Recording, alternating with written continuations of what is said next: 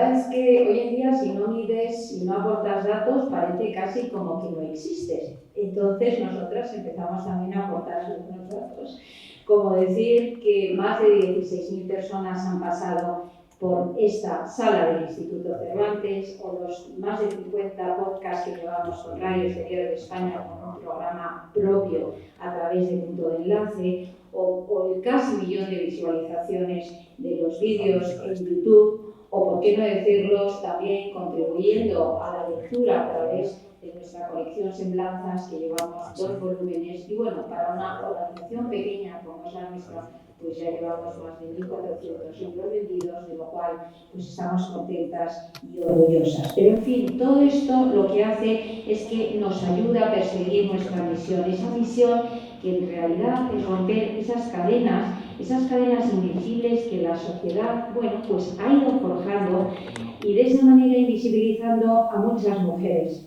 Si nosotros logramos ese propósito, lo que haremos es dar visibilidad de la mujer precisamente para poderla posicionar donde le corresponde, y le corresponde por su propia valía. Antes de presentarles, como hago siempre, a la profesora Sagarra, me van a permitir que también agradezca al Instituto Cervantes este recorrido maravilloso que hacemos conjuntamente, y lo hacemos desde hace ya mucho tiempo juntos, y que desde luego gracias a ellos también nos ayudan a llegar muchísimo más lejos. Bueno, pues querida Adelaida, voy a dar unos breves apuntes sobre tu currículum. Ella es profesora de Historia de América en la Universidad de Burgos, formada en la Escuela Americanista de Valladolid, donde inició su investigación, pero también la docencia lo hizo entonces en el campus de Burgos de la Universidad de Valladolid, es decir, que su actividad se desarrolló desde 1989 al 94 ligada a la Universidad de Valladolid, y después, desde que se inicia la Universidad de Burgos, allí contribuye a sentar el área de Historia de América de esa recién creada Universidad de Burgos, implementando las diversas asignaturas del plan de estudios. Sus principales campos de docencia e investigación se refieren a la historia de América en 2 líneas distintas: la época de los descubrimientos, la frontera, la etapa virreinal, las reformas y el proto-independentismo en primer lugar, pero también la historia de los Estados Unidos. Los intereses y los campos científicos de esas investigaciones se centran en proyectos de modernidad y su extensión a América, así como el papel de las oligarquías urbanas en todo este proceso. Por otro lado, también se ha centrado en contextualizar la realidad histórica de los Estados Unidos en la primera mitad del siglo XX para reconstruir las redes intelectuales y humanitarias femeninas como agentes en el hispanismo elitista y de mercado, desde una perspectiva prosopográfica de historia cultural y de género. Desde el ámbito científico ha colaborado activamente en investigación y en el revisionamiento de algunos de los grandes temas de la historia americana, y es asidua colaboradora y profesora invitada en diversas universidades americanas. Además, también me gusta decir que es la coordinadora de un libro que se titula Liberales, cultivadas y activas, redes culturales, lazos de amistad, que se publica en el 2018, que es un estudio científico de un homenaje a la genialidad femenina, mujeres que se movieron por redes ya existentes como el sufragismo organizado, como grupos de intelectuales, ambientes filomasónicos, partidos políticos, la institución libre de enseñanza, grandes universidades que tenían influencia internacional, asociaciones o que crearon otros. Y todas ellas aportaron las necesidades sociales desde sus compromisos culturales y políticos. En definitiva, son historias personales que se cruzan generando relaciones personales, redes culturales y lazos de amistad entre mujeres coetáneas de diversas generaciones. Y eso, querida Adelaida, me suena mucho, porque realmente la esencia del Círculo de Orellana, y aquí hay muchas, también está un poco en ello. Y ya para terminar, decirles que, querida Adelaida, que hemos visto últimamente bastante en Madrid, por lo menos yo he escuchado un par de conferencias sobre Doña Isabel, la reina de Castilla, una de ellas creo que Dios por la historia es quien las ha organizado, y también las jornadas que organizasteis previas al estreno de la película de Hispanoamérica, y por supuesto eres una de las historiadoras que has participado en esa película. Así que enhorabuena por todo ello y con ustedes ya deseando escucharte. Muchas gracias.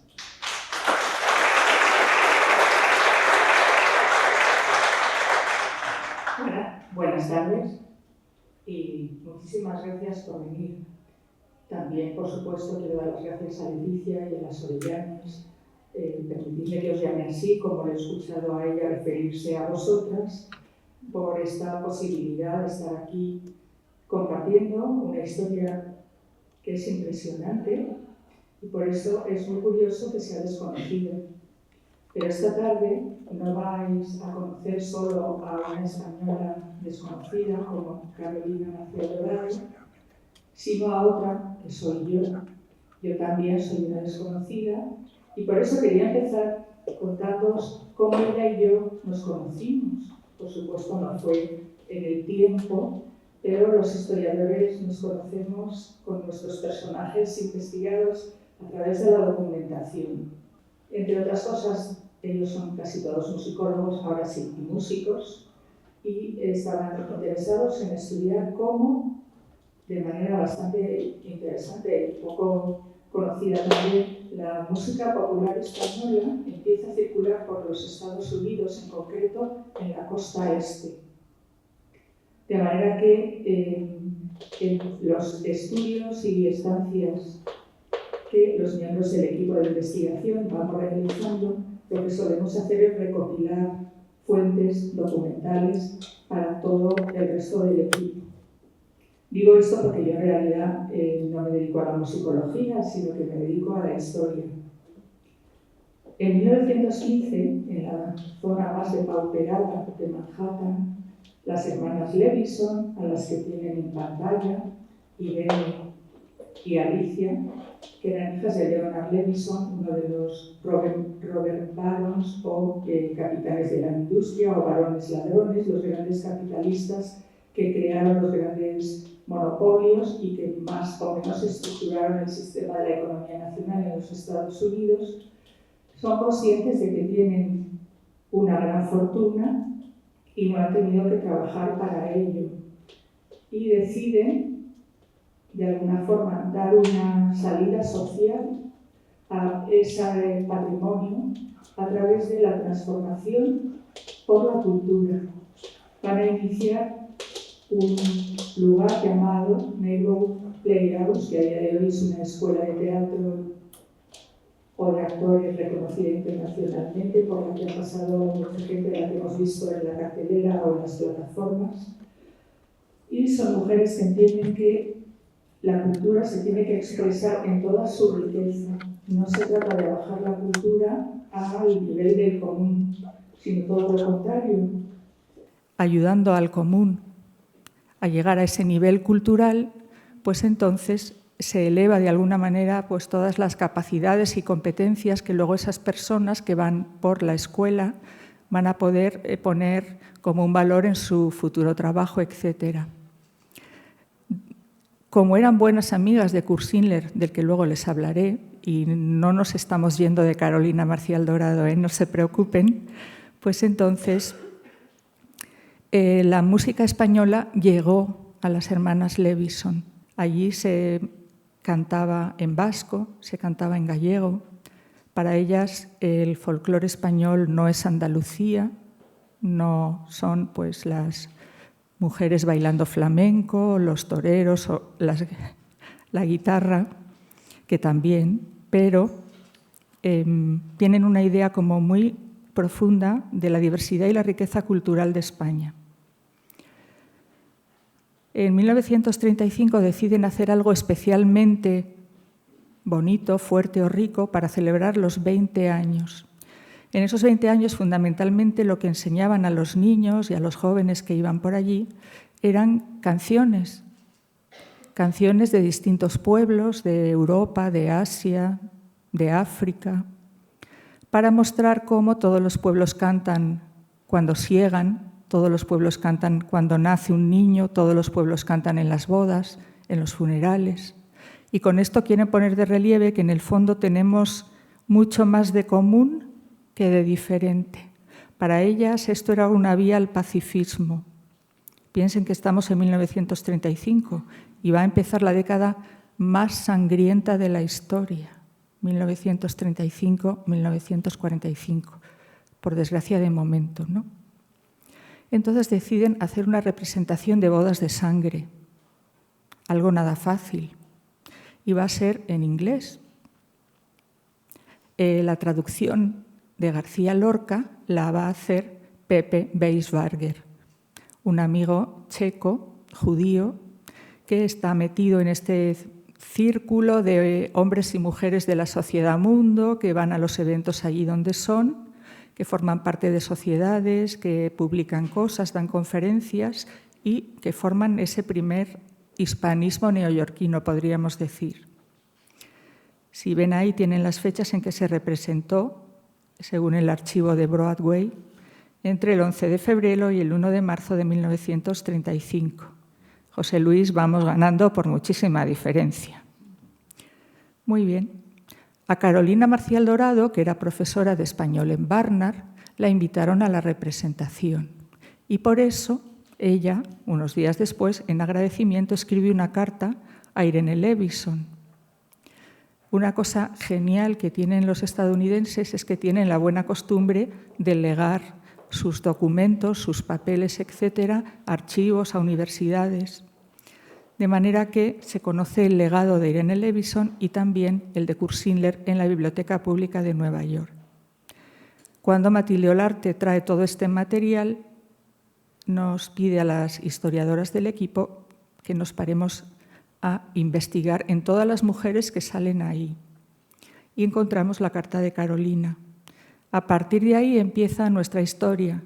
Es decir, hace unos años para mí solo era un nombre, una pequeña carta escrita con una gran cortesía y ya está. ¿Le gustó mucho la representación? Muy bien, pues aquí les presento a Kurt y a Onís. Federico de Onís es un salmantino que se va a Nueva York en 1916, impulsado por la Institución Libre de Enseñanza y el Instituto Histórico, porque en Columbia quieren un profesor de español que además monte todo el departamento de español, lengua, literatura. Después fue el director de la Casa de las Españas o Instituto de las Españas. Y Huntington, de la Hispanic Society, les va a pedir que hagan un plan de folclore.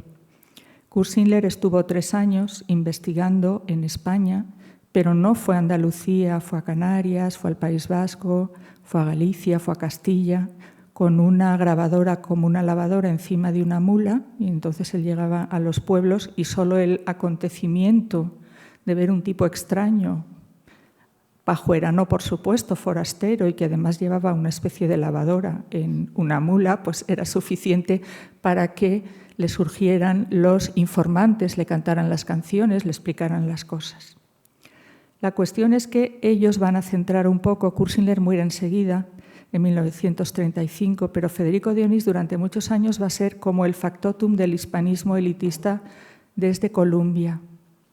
Y en cierto modo tengo que decirles que se llevó bastante mal con Carolina Marcial Dorado. Luego les explicaré por qué creo que eso fue así.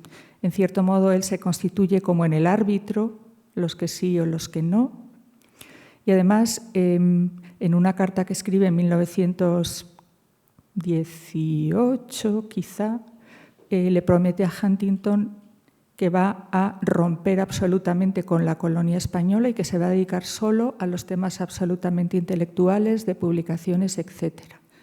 Con esto no quiero dejarlo mal, simplemente lo que quiero resaltar es que Carolina era todo lo contrario. Jamás abandonó la colonia española, se relacionó con todos los ambientes, intelectuales, la Hispanic, universidades diferentes, etc., ¿no? Por eso a mí no me gusta llamarla intelectual o intelectual de mercado, sino emprendedora, porque su polifacetismo es lo más impresionante de esta mujer, ¿no? Carolina nace en Camuñas, Toledo, en 1889, en una familia protestante y republicana. En su familia hay 3 personas que marcan mucho su carácter y su manera de entender la vida, e incluso su interés por algunas cuestiones. La primera es su madre, María de la Luz Dorado, a la que dedica su segundo libro, Primeras Lecturas, y habla de ella como la luz de toda su vida, y ahí explica en la dedicatoria que le enseñó las canciones, le contó las leyendas, la dormía con los cuentos. Todo esto después explica el método de enseñanza de español que ella va a acunar. A día de hoy es algo perfectamente asimilado, incluso superado por los profesores de idiomas, pero entonces era algo bastante novedoso, innovación docente diríamos hoy, ¿no? Y los otros 2 son su tío Facundo, aquí le ven en plena perorata, fue miembro del Partido Republicano, concejal de Madrid, tuvo muchísimos proyectos muy interesantes y de un profundo contenido social. En esto creo que Carolina hereda un poco esa idea, ¿no? El conocimiento, la preparación o los cargos públicos están para comunicar a la sociedad y darle las herramientas posibles para una evolución.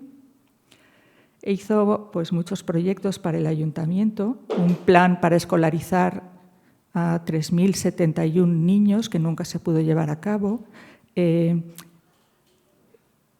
Logró recoger canciones en un cancionero isidril que como concejal de Madrid repartió en las fiestas de San Isidro. Hizo discursos políticos por toda España y, por supuesto, era un republicano de la época federalista, es decir, de la Primera República. Su sobrino José, hermano de Carolina, a quien tienen ahí en imagen, pues es un poco el espíritu de su tío respecto al republicanismo de la Segunda República. Era protestante, como su padre fue agente bíblico, era licenciado en Filosofía y Letras, hizo una tesis sobre los místicos españoles del siglo XVI, porque la familia de Carolina tenía un nivel cultural muy alto y todos ellos se dedicaron, entre otras muchas cosas, a la enseñanza. Obviamente tenían algo que comunicar y algo que decir. Fue también profesor y estaban muy unidos. De hecho, ella muere de un derrame cerebral en 1941 en Nueva York y él muere ese mismo año en La Habana. La formación de Carolina, su padre había estudiado en Gran Bretaña y también en Estados Unidos, pues quiere para sus hijos una formación internacional. Evidentemente, a principios del siglo XX eso era algo bastante poco común. Y efectivamente, Carolina estudia en el Instituto Internacional de Madrid, bajo la dirección de Mistress Gulick, y después va a continuar su educación superior en Wellesley, en Estados Unidos. Luego se va a doctorar en Columbia, es decir, era una mujer que tenía un dominio perfecto del inglés, se movía a nivel internacional con muchísima facilidad. De hecho, siendo todavía estudiante de bachillerato, pues fue a hacer una serie de gestiones a los Estados Unidos para que el Instituto Internacional de Madrid pudiera hacer más actividades. Se sacó el título de bachiller en el Instituto Cisneros, aquí en Madrid. Y su primer trabajo en Wellesley ya aparece contratada y figura que era bachiller en artes. Después trabaja unos años, pocos, en Puerto Rico y Cuba.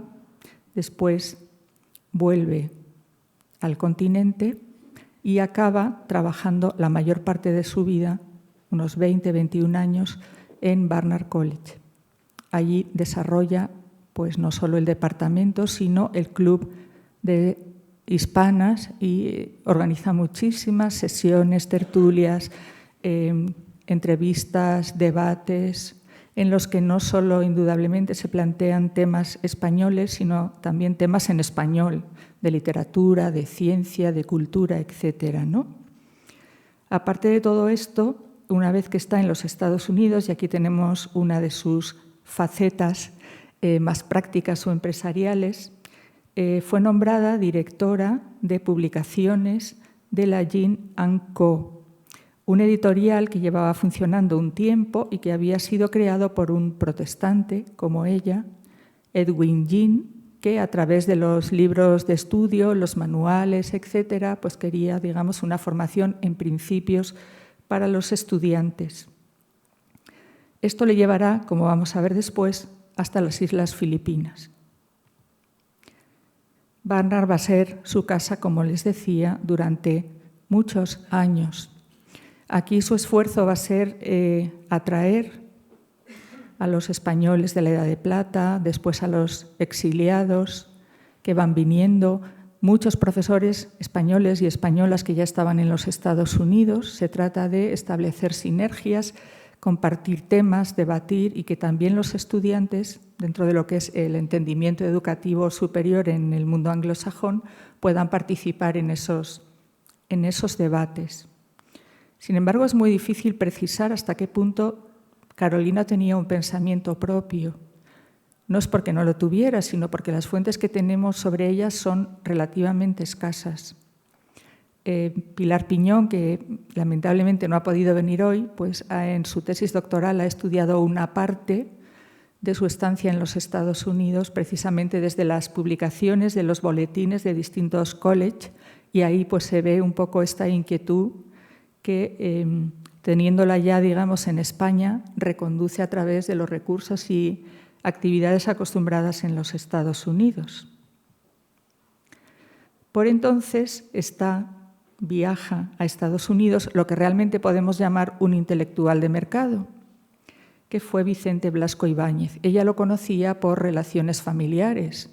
Su tío Facundo, su hermano José habían compartido tribunas en mítines republicanos en Valencia y en distintos lugares haciendo pues, campaña, etcétera, ¿no? Como saben, Vicente Blasco ganó mucho dinero en Estados Unidos, no solo por sus libros, sino por sus conferencias, que siempre llevaban detrás una estrategia económica. Además, pues, publicó una serie de artículos en el New York Times sobre la Revolución Mexicana, cuya información había recogido en directo. Es decir, que fue un hombre que tuvo bastante éxito y no se dedicó solo a las ideas, sino que supo hacer que las ideas le trajeran buena fortuna, por decirlo de alguna manera. A esto sí le podemos llamar un intelectual de mercado. En esta fotografía que se hizo en Bryn Mawr, una vez que Carolina todavía no había llegado allí, dice: saludo a los americanos que estudian español. Nueva York, enero de 1920. En realidad, Carolina lo que va a hacer como trabajo profesional es precisamente esa enseñanza del español. Sabemos algunas cosas de Carolina a través de las mujeres becadas por la Junta de Ampliación de Estudios que van a los Estados Unidos. Este es un tema que sí que está mucho más estudiado, puesto que todos los fondos, o una buena parte de ellos, se encuentran, ¿no?, en los archivos que recogieron lo que fue la Institución Libre de Enseñanza. Pero es que Carmen Castilla, que estuvo un año en Estados Unidos, cuenta cómo en Navidad fueron a casa de Carolina Marcial Dorado porque les invitó a tomar mazapán, turrón, a cantar villancicos. Es decir, de alguna manera y a distintos niveles ampara, recoge, promueve, apoya las iniciativas de otras mujeres sobre todo, ¿no? Es interesante ver también cómo ella desde Estados Unidos se comunica con Zenobia Camprubí para el establecimiento de las becas. Las universidades americanas quieren recibir estudiantes españolas. Carolina busca candidatas, pero le dice muy seriamente a Zenobia Camprubí que no se trata solo del currículum o las notas del expediente académico. Las estudiantes, viene a decirle, son mis palabras, no las suyas, son una imagen de España. Por lo tanto, tienen que dominar el inglés, tienen que ser muy educadas, tienen que ser corteses. En el fondo tienen que dejar, perdónenme la expresión tan coloquial, alto el pabellón, no solo en el sentido intelectual, ¿no?, sino también lo que ella quiere de alguna manera es que los americanos se vayan haciendo una idea de el nivel cultural y humano que hay en España. Evidentemente, conoció a Concha Espina. estuve presente en el homenaje que se le hizo, era la vicepresidenta de la Hispanic Society, y a la vez ella también estuvo muy implicada en algunos momentos en tratar de realizar un proyecto para crear una residencia de estudiantes en Columbia y pues buscar posibilidades, inversores, etcétera, ¿no? Este proyecto tampoco se llegó a poder realizar, pero lo que importa en estos casos no es tanto que no se logre como que, conociendo el proyecto, te haces cargo de las aspiraciones o el grado de ambición que tienen las personas que los han diseñado, ¿no? Cada vez era más frecuente la llegada de españoles que iban a dar conferencias. Por supuesto, Carolina Marcial también dio conferencias en el Hispanic y ella siempre intentaba después que fueran a conversar a Barnard. Como profesora de español tiene una serie de publicaciones científicas que vemos aquí en portada más o menos. España pintoresca fue su primer libro, primeras lecciones de español, el segundo, segundas lecciones de español, Chispitas, vistas suramericanas, en las que hace una traducción al inglés de algunos fragmentos de Blasco Ibáñez, libro cuarto de lectura, trozos modernos. Aparte de eso, Carolina, que pasó buena parte de su infancia en Andalucía, concretamente en Sevilla, le gustaba escribir cuentos. Quizás son muy ingenuos y no pasarían el filtro de los exigentes intelectuales, pero escribe lo que podrían ser leyendas casi al estilo beckeriano y siempre tienen un ambiente andaluz, siempre habla de distintos elementos culturales, musulmanes, españoles, de origen judío, es decir, aparece toda esa mezcla cultural que ella ha percibido en su infancia andaluza y que trata de dar a conocer. Pero no solo eso, fue también columnista en alguno de los diarios neoyorquinos, escribió en distintas revistas científicas. Cuando Federico de Onís crea en Puerto Rico la revista hispánica, pues ella escribe algunos artículos. Es decir, como ven, se encargaba de dar a conocer España de muy diferentes maneras. Una primera sorjuanista estadounidense, Dorothy Sons, le conoce su tarea y decide hacer una larga reseña de sus libros y de la manera de trabajar de Carolina. Y así, pues poco a poco, va haciéndose conocida en una sociedad que llegará a incluirla en el quién es quién en América. Otra cuestión muy interesante, Carolina y Gabriela Mistral se conocieron en este ambiente neoyorquino. Gabriela fue varias veces a Barnard College y tenían intereses comunes, su amor a la literatura, a la lengua. Es muy curioso porque Carolina Marcial Dorado escribe una geografía que, por supuesto, edita con la Jean, en la que participa también Helen Goss, una profesora estadounidense, y que coordina el profesor Atwood. Y Gabriela lee esa geografía y le va a hacer una reseña súper interesante que pueden encontrar sin ninguna dificultad en Internet, en la que dice una serie de cosas curiosas. Para empezar, le dice que es muy audaz haciendo una geografía, un atlas, porque las mujeres hasta ese momento no nos atrevíamos con la geografía, dice. Nos hemos atrevido con la lengua, con la literatura, nos hemos atrevido con la historia, pero la geografía viene a decir que es una ciencia más árida, de medición, de trabajo de campo. No lo dice así, pero de alguna forma parece ser que ellas se habían retraído y entonces pondera mucho que esta geografía la escriba una mujer. Pondera mucho que sea una geografía escrita por una mujer española y en la que cuidadosamente se recoge la realidad de los países hispanoamericanos.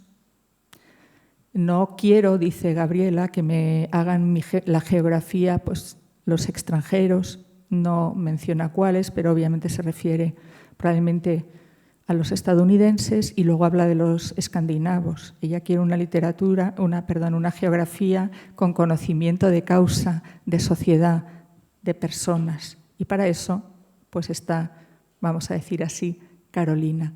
Luego hace una descripción muy interesante de los yanquis o los gringos, como corretones ávidos de tierra y por eso necesitan muchísimo la geografía, siempre van corriendo, quieren dominar la tierra y necesitan ese conocimiento. Bueno, como les digo, es muy particular, pero también es muy interesante, ¿no? Porque reconoce bastante bien y llega a decir una cosa que define, creo, bien un poco este espíritu mestizo de Carolina, estadounidense-español, porque dice que una geografía así solo la puede hacer una mujer española con estudios norteamericanos. Es su rotunda afirmación, ¿no? Por eso me gusta traerlo a colación, porque habla de alguien que se ha adaptado perfectamente a los ritmos y al modo de hacer de la sociedad estadounidense. De hecho, pues es una mujer muy pragmática, en algunos casos es un tanto trivial incluso, y a la vez pues reconoce en ella, Gabriela Mistral, pues las virtudes de la mujer española. En esta reseña no dice cuáles, así que no me las voy a inventar. Archer Huntington recibió a los hermanos Marcial Dorado en su casa, entre comillas, podríamos decir. José habló de los místicos españoles del 16 y Carolina habló de la mujer española, que ya ven que es un tema recurrente. En realidad lo que está haciendo siempre es tratar de abrir campo a otras mujeres para que puedan tener la oportunidad que ella ha tenido. Cuando le preguntan por qué se ha ido a Estados Unidos o qué opina de su vida allí, pondera muchísimo, lo primero que dice es la independencia. Además, aquí puedo publicar libros y tengo un automóvil. Es decir, se ha hecho a esta nueva sociedad perfectamente. Y de hecho, yo pienso que una parte de esas disensiones con Onís se debe precisamente a que Carolina era muy independiente. No estaba dispuesta a que nadie le dijera por dónde había que hacer hispanismo, qué tipo de actividades o qué había que escribir. De todos modos, también hay que decir que a lo largo de los años, Onís llega a Nueva York en 1916. Cuando se jubila en Columbia se va a vivir a Puerto Rico en 1953 y muere en 1966. Pues lógicamente al principio es un hombre joven, en plena energía, con mucha iniciativa.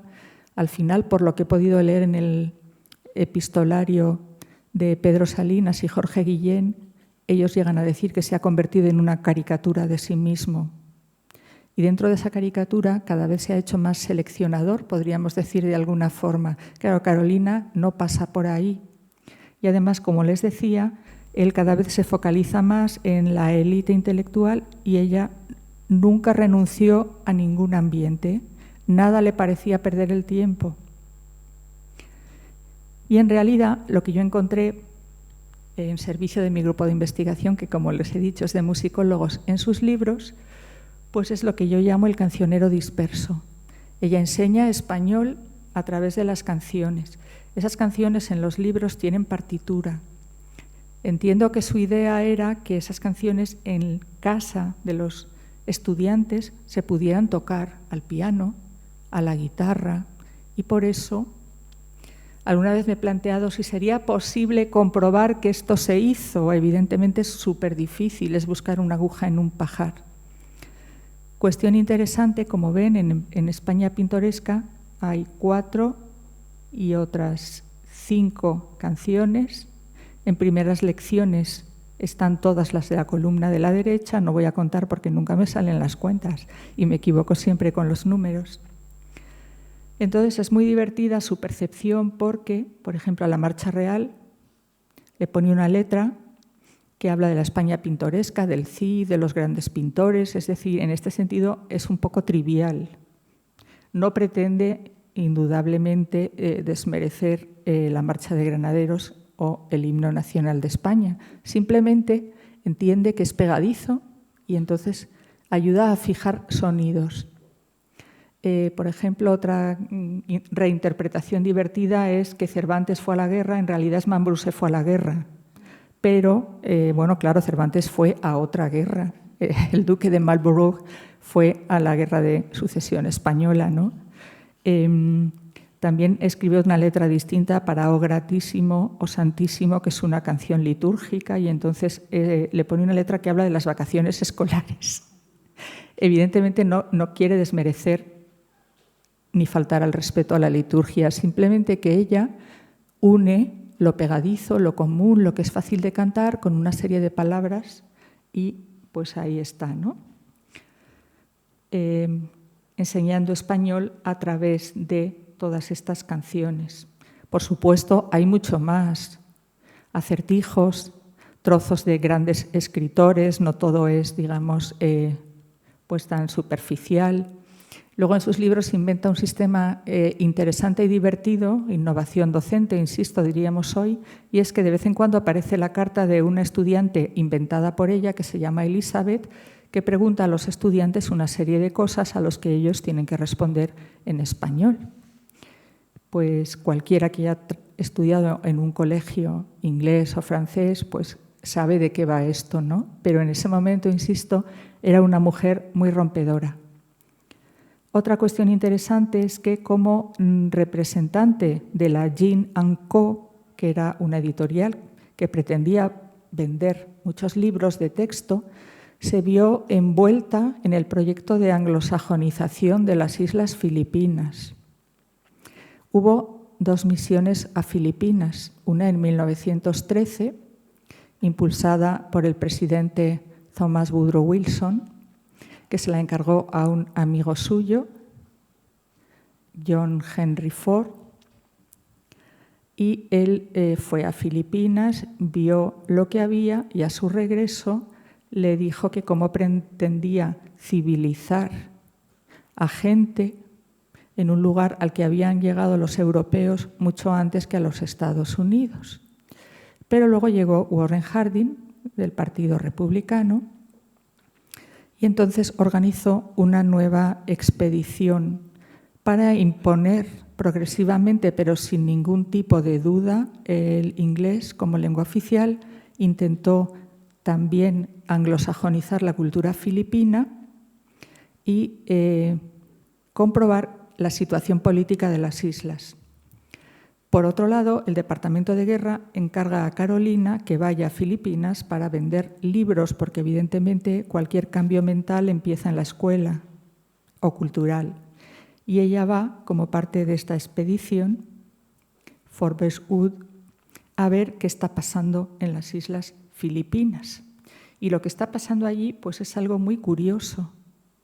Después de haber ido a la guerra, una guerra pues tremenda, para independizarse de España, cuando los filipinos perciben el interés del gobierno de Washington para anglosajonizarlos, recurren a lo español como un signo, una cultura identitaria que les puede unir 7.000 islas frente a este ímpetu voraz anglosajón desde el punto de vista cultural. Aquí tienen 2 fotografías preciosas de 2 mujeres de la Principalía o Principalia, que es como se denomina en Filipinas a la élite social, y una fotografía de la proclamación de la breve y fugaz República de Malolos. ¿Sí? Cuestión interesante, la zarzuela vuelve a Filipinas, pero claro, Filipinas utiliza el hispanismo como arma defensiva, pero también tiene un nacionalismo y una cultura pues muy antigua, propia. Así que Severino Reyes, con el seudónimo de Lola Basiang, va a componer zarzuelas en tagalo. Cuestión, digamos, suficientemente interesante, ¿no? Además, Camilo Osias, un gran escritor filipino, estudió en Columbia y utiliza el mismo método para enseñar que Carolina. Canciones, pequeñas historias, de forma que estamos ante un círculo de innovación docente, vamos a decir así, que quiere ofrecer una manera de aprendizaje diferente, porque no se trata de transliterar una lengua. Para comprender una lengua hay que encarnar una cultura, hay que conocer una cultura, y ese es el planteamiento que hay de fondo en este método. ¿Sí? Como les decía antes, Carolina nunca dejó la colonia española y fue pues, muy amiga del matrimonio José Camprubí, director de La Prensa, un diario en español, hermano de Zenobia, y su mujer Ethel. Ellos indudablemente hicieron muchísimos proyectos. Como ven, aquí tenemos una página en La Prensa, esa publicación que dirigía José Camprubí, adaptado en Joe en Estados Unidos, sobre una conferencia de María de Maeztu, una de las mujeres españolas que fueron y vinieron, y de la que se conserva con Carolina un intercambio epistolar bastante interesante.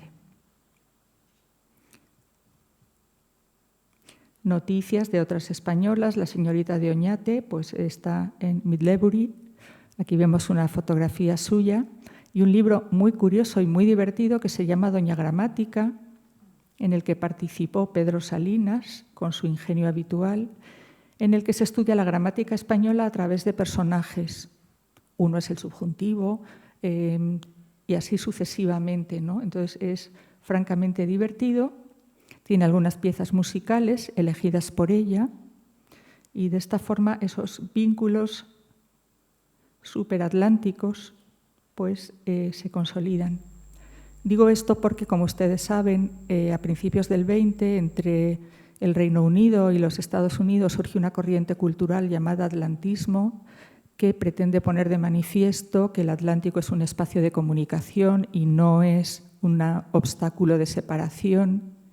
Pero indudablemente ahí mucho tendríamos que decir los españoles, sin ningún ánimo de meterme con nadie, pero eso ya había sido descubierto unos siglos antes, ¿no?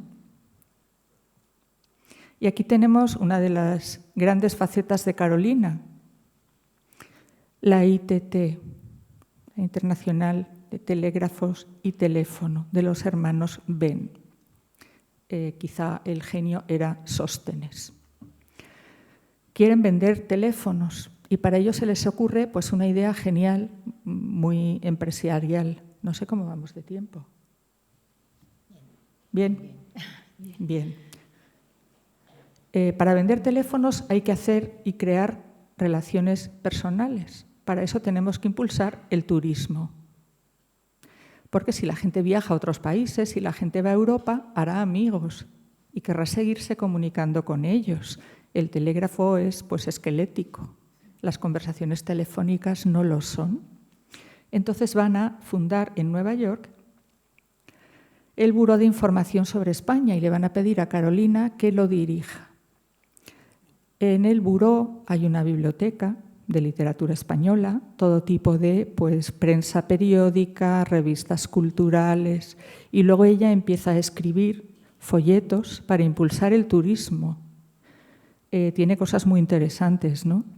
Escribe sobre Sevilla, sobre Madrid, sobre Barcelona, todo tipo de pequeñas publicaciones, folletos, flyers, diríamos hoy, para impulsar este fenómeno turístico y vender teléfonos en España.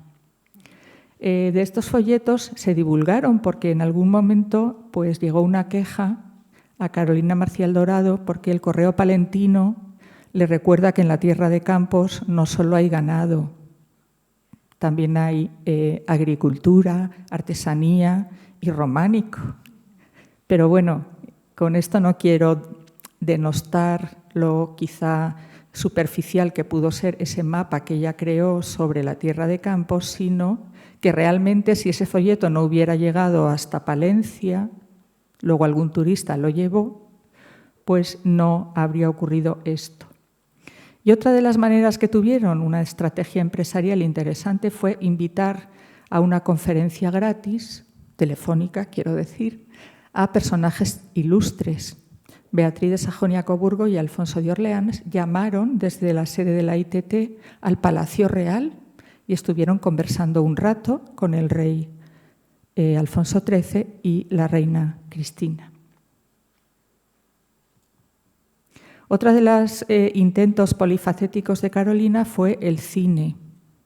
La adaptación de obras españolas, como esta Luis de Oteiza, El Diablo Blanco, que narra la Las aventuras de un español, Pedro Ramírez, si no recuerdo mal, en la China, al cine. Insisto, esto nunca se pudo llevar a cabo, pero nos habla del imaginario emprendedor que tenía Carolina, ¿no?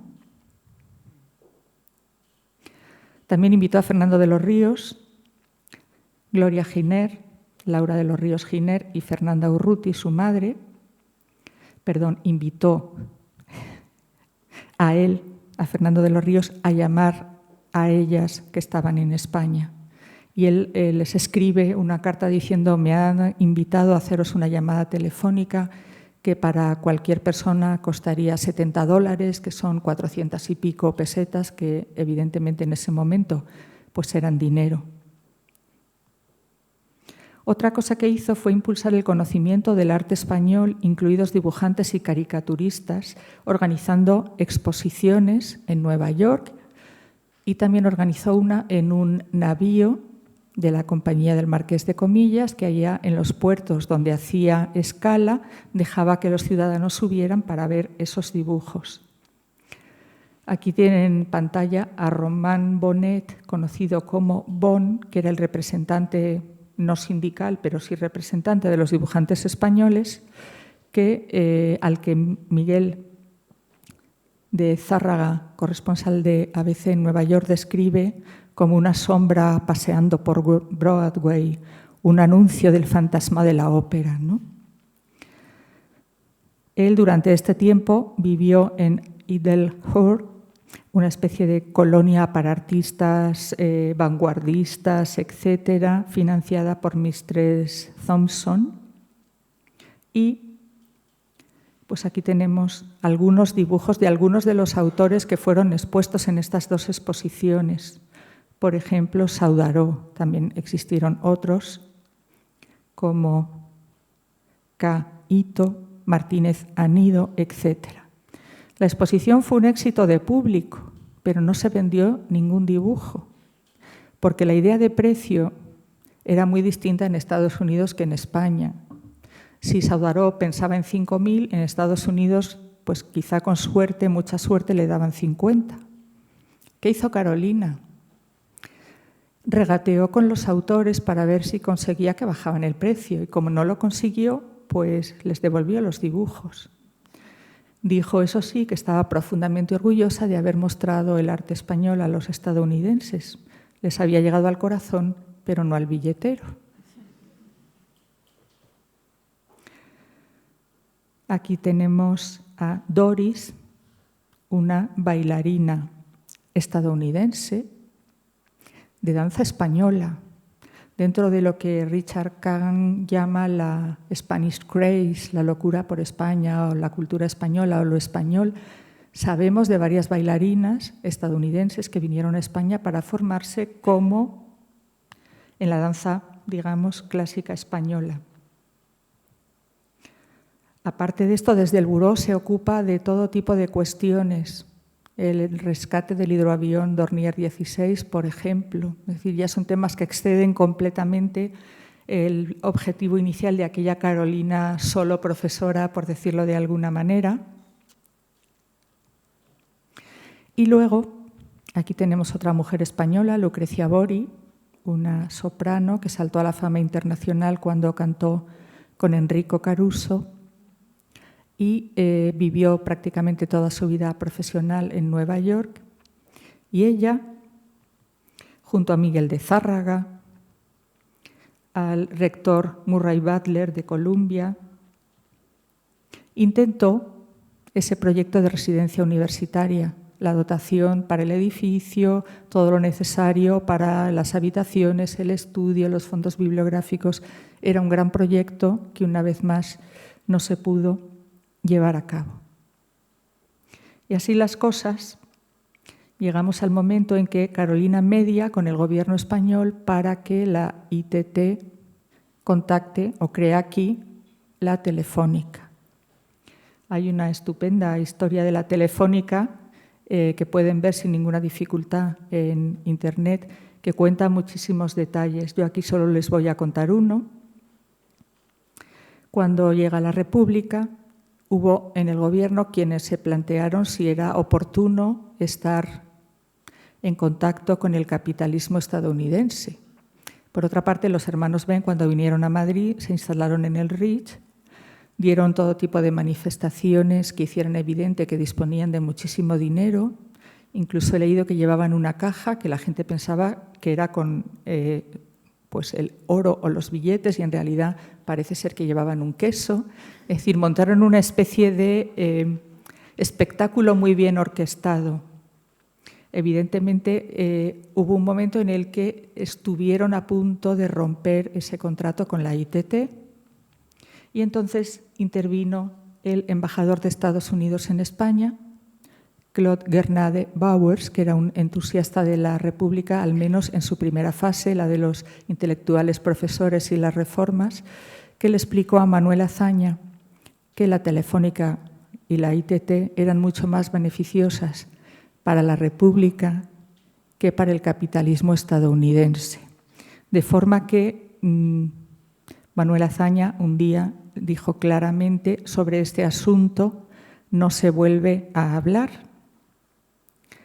Hay personas investigadoras, aquí las tenemos, arriba Pilar Piñón Varela del Instituto Internacional, debajo Rosario Márquez Macía de la Universidad de Huelva, que han estudiado como mujeres sabias a la sombra de Atenea la figura de Marcial Dorado desde distintas perspectivas.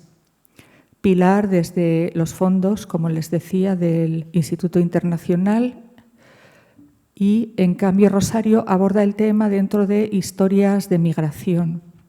En mi caso, como ven, la historia ha sido distinta, profundamente casual, pero suficientemente interesante. Ella aparece en Quién es quién en América. No sé si aparece en Quién es quién en España, pero gracias al Círculo de Orellana y gracias al Instituto Cervantes, probablemente va a ser conocida en el Quién es quién en el Sexto Continente, es decir, las redes, Internet. En todo caso, voy a terminar leyéndoles 2 párrafos escritos por ella en sus primeras lecciones de español, porque ya que estamos en el Instituto Cervantes me parecía oportuno. Por supuesto, se me han olvidado las gafas, así que haré lo que pueda. Son sus palabras textuales. España es la tierra de leyendas y el romanticismo.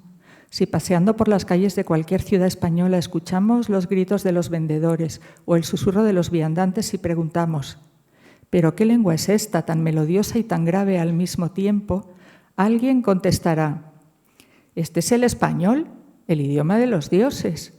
Desde el Olimpo, Júpiter decidió regalarlo al pueblo que habitaba el jardín de las Hespérides. Un paréntesis con 3 puntos suspensivos y otro párrafo. Hoy día, más de 70 millones de personas, fíjense hoy, más de 500, casi 600.000, que hablan español, y este es el idioma de España, de la mayor parte de América del Sur, de casi toda América Central, México y las Antillas. Es un idioma rico, sonoro, flexible y fácil de aprender, y su pronunciación no ofrece grandes dificultades. Es un lenguaje tan lleno de ritmo y melodía que con razón asegura la leyenda que es el lenguaje de los dioses. Muchas gracias.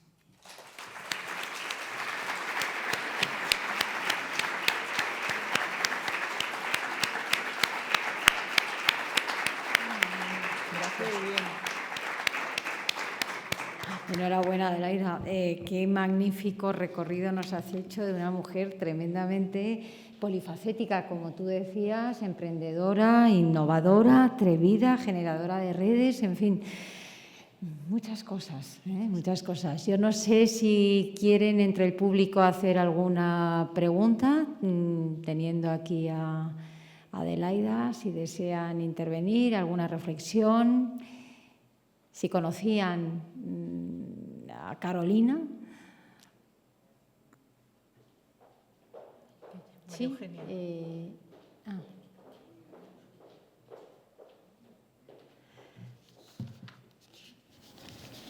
Hola, buenas tardes.